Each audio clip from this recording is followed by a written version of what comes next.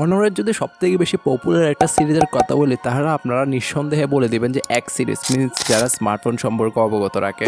কারণ হনরের এক্স সিরিজগুলো কিন্তু দেশের বাজারে বেশ পপুলারই ধরতে পারেন এক কথায়, যার রীতি বজায় রাখে। এবার কিন্তু আমরা দেশের বাজারে দেখতে চলেছি হনর এক্স80। তবে এক্স সিরিজের এই এক্স80 স্মার্টফোনটা আসলে কতটা ভ্যালু ফর মানি, কিংবা তাদের যে এক্স সিরিজের যে ট্রেডিশনটা রয়েছে ওইটাকে সে বজায় রাখতে পারবে। তুমি এর কিছু ওভারভিউ সম্পর্কে পরিচয় দেওয়া যাক। দেশের বাজারে এটা আপনার 8256GB একটা র্যাম ভ্যারিয়েন্টে লঞ্চ হয়েছে, তার সাথে 7000 mAh ব্যাটারি থেকে শুরু করে তো স্ন্যাপড্রাগনের 6S 4 Gen 2 এর মতন প্রসেসর, সাথে প্রাইমারিতে 108 মেগাপিক্সেলের প্রাইমারি সেন্সর। ওভারঅল ওভারভিউর ক্ষেত্রে কিন্তু সবসময় ভালো দিকটাই প্রতিফলিত হবে। তাই শুরুটা বরং তার ডিজাইন দিয়ে শুরু করি। ব্যাকে এক প্রকার নতুনত্ব আসলে বলবো না আমি, তারা এক কথায় ক্লিন একটা ডিজাইন এখানে প্রোভাইড করেছে। তার সাথে ক্যামেরা মডিউলে কিন্তু হাজারা লেন্স দিয়ে ভর্তি করে নাই।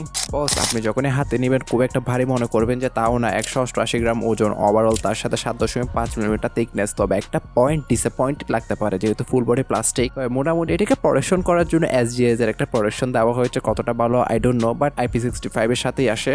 তাই এদিক দিয়ে বলা যায় টুকটাক হালকা পানির ছিটা পোটা স্মার্টফোনটিকে তেমন কোনো ক্ষতি করতে পারবে না। যার ওভারভিউর কথা উঠলে সেকেন্ডারি মাইক, তার সাথে আমরা একটা এয়ার ব্লাস্টার দেখতে পারবো। এক কথায় ইঙ্গিত দিচ্ছে এখানে আপনি কোনো সেকেন্ডারি স্পিকার দেখতে পারবেন না। তবে ব্যাপারটা আপনার কেমন লেগেছে আমাকে কমেন্টে জানাতে ভুলবেন না। এখন ওভারঅল আমাকে জিজ্ঞেস করলো ডিজাইনটা কেমন লেগেছে, আমি বলবো জাস্ট মোটামুটি লেগেছে।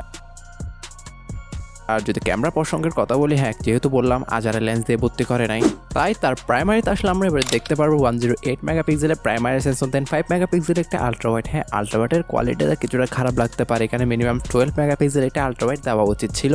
সাথে ফ্রন্ট ফেসিং 16 মেগাপিক্সেলের একটি সেন্ট্রাল পাঁচ সেলফি ক্যামেরা। আর ওভারঅল ক্যামেরা কোয়ালিটি যা আমার খুব একটা ভালো ছিল তাও না, সর্বোচ্চ 1080p 30fps ভিডিওগুলি শ্যুট করতে পারবেন যদি আপনি প্রপার লাইট কন্ডিশনে থাকেন। আদারওয়াইজ যদি সানলাইট কন্ডিশনে থাকেন তাহলে মোটামুটি ভালো ছবিগুলো আশা করা যায়। পারফরমেন্স সেকশন নিয়ে কিছুটা কথা বললে নামটা আসলে অনেক বড় বলতে পারেন। Qualcomm Snapdragon 6S 4G Gen 2 বলছে, কারণ এ বাজেটে যদি আপনি অন্যান্য স্মার্টফোনগুলোর দিকে দেখেন তাহলে আমরা মিডিয়াটেক ডাইমেনসিটি 7300 এর মতন প্রসেসর দেখছি এ বাজেটটা কিছুক্ষণ পরেই বা কিংবা ভিডিওর সামনে আমি ক্লিয়ার করছি আপনাকে।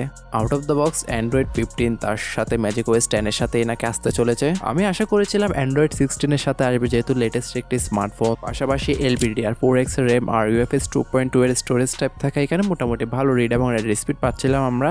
পারফরমেন্সের কথা উঠলে খুব একটা বেশি ইন ডিটেলসে যাওয়া যাচ্ছে না। দেশের বাজারে যেহেতু মাত্রই লঞ্চ হলো আনঅফিসিয়াল ভাবে, তাও প্রাইমারি ভেরিয়েন্টটা 30,000 টাকার মধ্যে।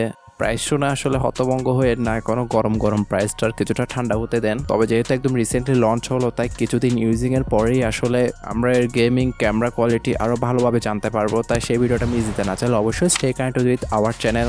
ভালো লাগার বিষয় ছিল এর ব্যাটারি সেকশন, কারণ এতে আমরা 7000 mAh একটি ম্যাসিভ ব্যাটারি পাচ্ছি, তার সাথে 45 ওয়াটের ফাস্ট চার্জিং ব্রেক। তবে 7000 mAh যে ব্যাটারিটা রয়েছে এটা আপনার সিলিকন কার্বন বিদায় কিন্তু ব্যাটারি লাইফটা কিছুটা বেশি বলতে পারেন, কারণ তারা ক্লেম করেছে নাকি এই ব্যাটারিকে যদি আপনি 1600 বার যদি ফুললি চার্জও করেন তাহলে তার ব্যাটারি হেলথ অলমোস্ট 80% এর উপরে থাকবে। তাই ব্যাপারটা যদি সত্য হয় তাহলে এদিক দিয়ে একটা ভালো ব্যাটারি ব্যাকআপ আপনারা পাচ্ছেন। সর্বশেষ যদি আমি ডিসপ্লে সেকশন নিয়ে কথা বলি, এর ফ্রন্ট আসলে আমরা দেখতে পারবো 6.77 ইঞ্চি এমএপের ফুল এইচডি প্লাস রেজুলেশন একটি অ্যামোলেড ডিসপ্লে, যেটা 120 হার্জ রিফ্রেশ রেট থেকে শুরু করে 1 বিলিয়নের কালার সাপোর্ট করে ডিসপ্লেটি। তবে ডিসপ্লে লোয়ার চিনটা কিছুটা মোটা লাগতে পারে, আদারওয়াইজ বাকি সব সিমেট্রিক্যালি রাখার চেষ্টা করেছে তারা। তাই ডিসপ্লে নিয়ে অনেকেরই পছন্দ হতে পারে, ইভেন আদারওয়াইজ অনেকেরই পছন্দ হতো নাও পারে, এটা আপনাদের পার্সোনাল ব্যক্তিগত বিষয় বস। যেখানে আন্ডার ডিসপ্লে ফিঙ্গারপ্রিন্ট সেন্সর থেকে শুরু করে টুকিটাকি থাকছে কিছু এসেনশিয়াল সেন্সর। ওভারঅল এটাই বলতে চাই স্বাধীন দেশের আপনারা স্বাধীন নাগরিক 30,000 টাকা প্রাইস পয়েন্টের মধ্যে এই স্মার্টফোনটাকে আসলে নেওয়া উচিত কিনা আমাকে কমেন্টে জানাতে ভুলবেন না।